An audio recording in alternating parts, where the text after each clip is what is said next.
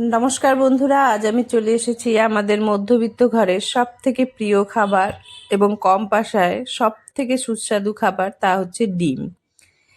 এই ডিম আজ আমি একটু ভিন্নভাবে রান্না করব। রেগুলার আমরা যেভাবে করে থাকি সেভাবে একদমই করব না, আলাদাভাবে আমি এই ডিমটি কিন্তু রান্না করব। তো প্রথমে ডিম ও আলুগুলোকে আমি ভালো করে ছুলে নিয়েছি। এবার ডিমগুলিকে আমি হাফ করে নেব। ডিমগুলিকে হাফ করার জন্য আমি একটি সুতো নিয়েছি। এই সুতোর সাহায্যে আমি একদম ডিমগুলিকে কিন্তু সুন্দরভাবে হাফ করে নেব। ছুরি দিয়ে কিন্তু আমরা হাফ করতে গেলে কুসুমগুলো খুব সুন্দরভাবে হাফ হয় না। আপনারা যদি সুতো দিয়ে একটি হাফ করে নেন তাহলে কিন্তু ডিমগুলো আমাদের একদম খুব সুন্দরভাবে হাফ হয়ে যাবে।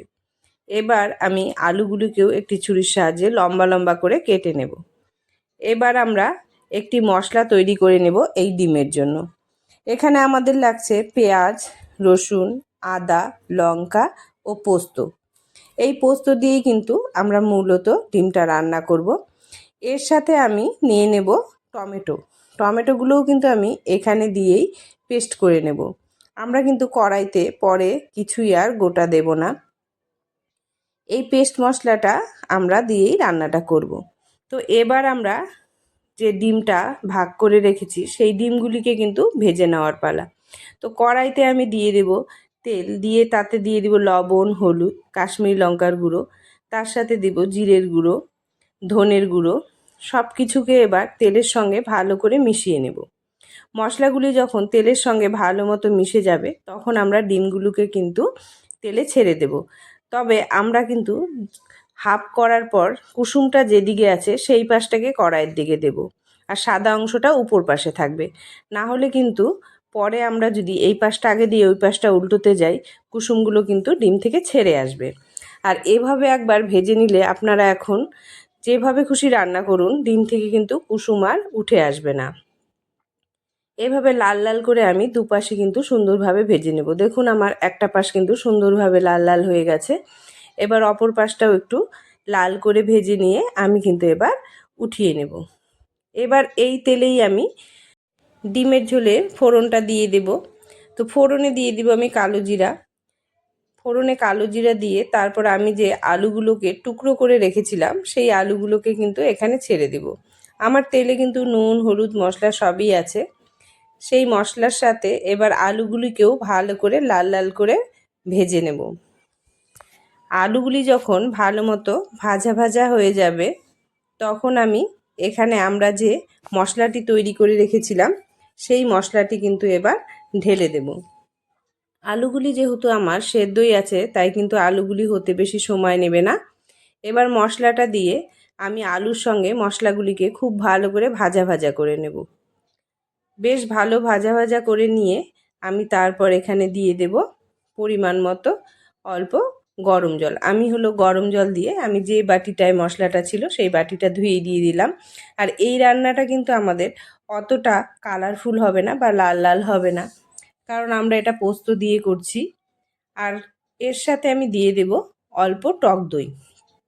টক দইটা কিন্তু আমি ছাঁকনিতে ছেঁকে নিয়েছি, জলগুলো একদম ঝরিয়ে শুধু টক দইয়ের যে ঘন অংশটা আছে সেই অংশটাই দিয়েছি। এবার মশলা, দই ও আলুগুলিকে আরও কিছুক্ষণ বেশ সুন্দর নাড়াচাড়া করে ভাজা ভাজা করে কষিয়ে নিয়ে এতে আমি দিয়ে দেব অল্প পরিমাণে গরম জল। খুব বেশি কিন্তু জল আমি এখানে দেব না, কারণ আমাদের এই ডিম পোস্তটা কিন্তু খুব সুন্দর ঘন ঘনই হবে। জলটা যখন ভালো মতো ফুটে উঠবে তখন আমরা যে ডিমটা রেখে দিয়েছিলাম ভেজে সেই ডিমটা এখানে দিয়ে দেব। আমি যেহেতু এখানে টক দইটা দিয়েছি তাই অল্প পরিমাণে কিন্তু চিনি আমি এখানে দিয়ে দিলাম, একদমই সামান্য, যাতে টকের যে স্বাদটা আছে সেই স্বাদটা ব্যালেন্স আসে। ডিমগুলি দিয়ে এবার এগুলিকে ভালো করে ঢেকে আমি কিন্তু কিছুক্ষণের জন্য হতে দেব। তো আমি পোস্তর সাথে কিন্তু লঙ্কা বেটে নিয়েছিলাম, তবু আমি কয়েকটি কাঁচা লঙ্কা গন্ধের জন্য এখানে দিয়ে দেব। আমি কিন্তু লঙ্কাগুলো চিরব না, একদম গোটা গোটাই রেখে দিয়েছি। এটার থেকে কিন্তু ঝাল উঠবে না, এর শুধু গন্ধটাই কিন্তু উঠবে। এবার ঢেকে আমি বেশ 5 মিনিট মতো ভালো করে কষিয়ে নেব। যেহেতু আমাদের আলুও সেদ্ধ আর ডিম তো আমাদের হয়েই আছে, সেই জন্য কিন্তু খুব বেশি সময় আর নেবে না। দেখুন আমাদের ঝোলের সাথে ডিমগুলো কি সুন্দর মিশে গেছে। এবার এগুলিকে একটু সুন্দর করে খুন্তি দিয়ে চারপাশ থেকে নাড়িয়ে চাড়িয়ে যাতে ডিমের উপর অংশটাতেও ঝোলগুলো ভালো মতো ঢুকে যায় নাড়াচাড়া করে নিয়ে ফুটিয়ে নিলেই কিন্তু আমাদের একদম রেডি হয়ে যাবে ডিম পোস্ত। এবার আমি উপর থেকে কিছুটা কস্তুরি মেথি দিয়ে দেব। কস্তুরি মেথি দিয়ে গ্যাসের ফ্লেমটা একদম কমিয়ে কিছুক্ষণ ফুটিয়ে নিলেই কিন্তু আমাদের একদম ডিম পোস্ত রেডি।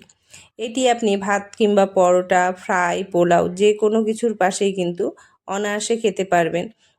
এই গ্যাসের সংকটকালে আমরা যদি ভাতের সাথে 3টে আলু 3টে ডিম সেদ্ধ দিয়ে দিই, আপনাদের যার যেই কয়টা লাগবে সেই পরিমাণে দিয়ে তারপর মাত্র 10 মিনিটেই কিন্তু আমাদের এই রান্নাটি হয়ে যাবে। কত কম সময়ে আমরা কিন্তু একটি এত সুন্দর রেসিপি করে ফেলবো।